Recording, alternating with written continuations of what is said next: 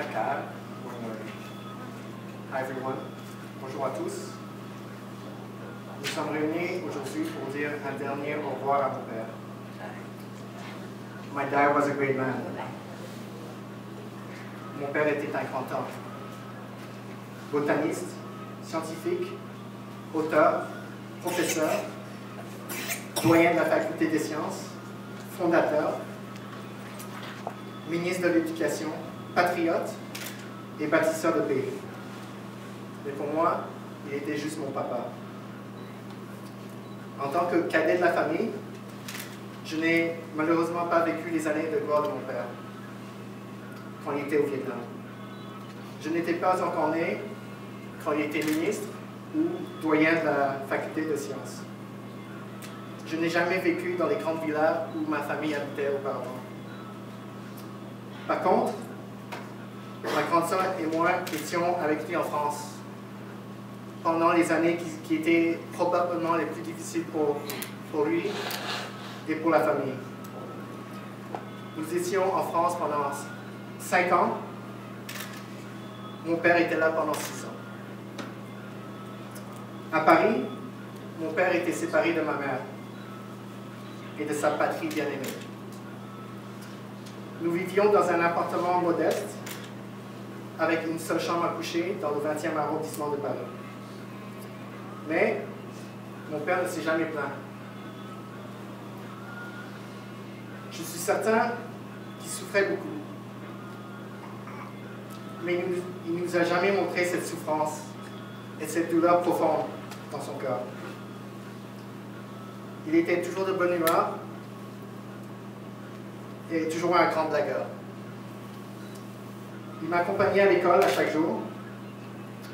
Il m'encourageait à exceller académiquement sans jamais me pousser, comme le font les autres parents vietnamiens.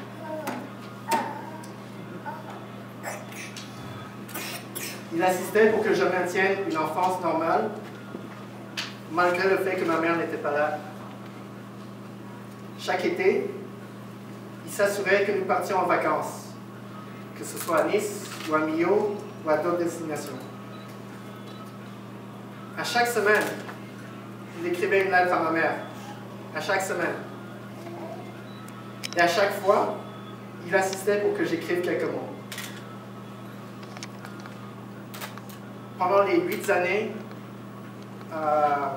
que mes parents étaient séparés, il a dû écrire des centaines de lettres. Des centaines de lettres.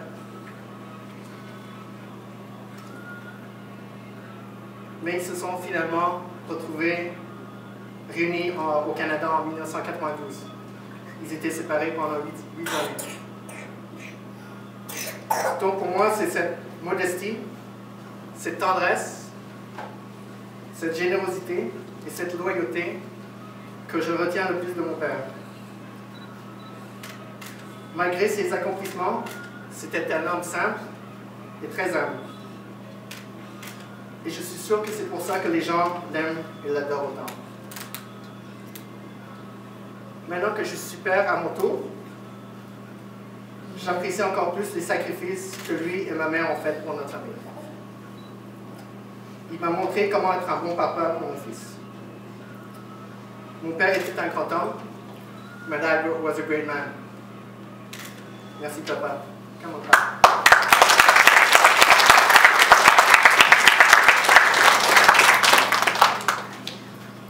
Cảm ơn cháu Lộc, Sương và các bé.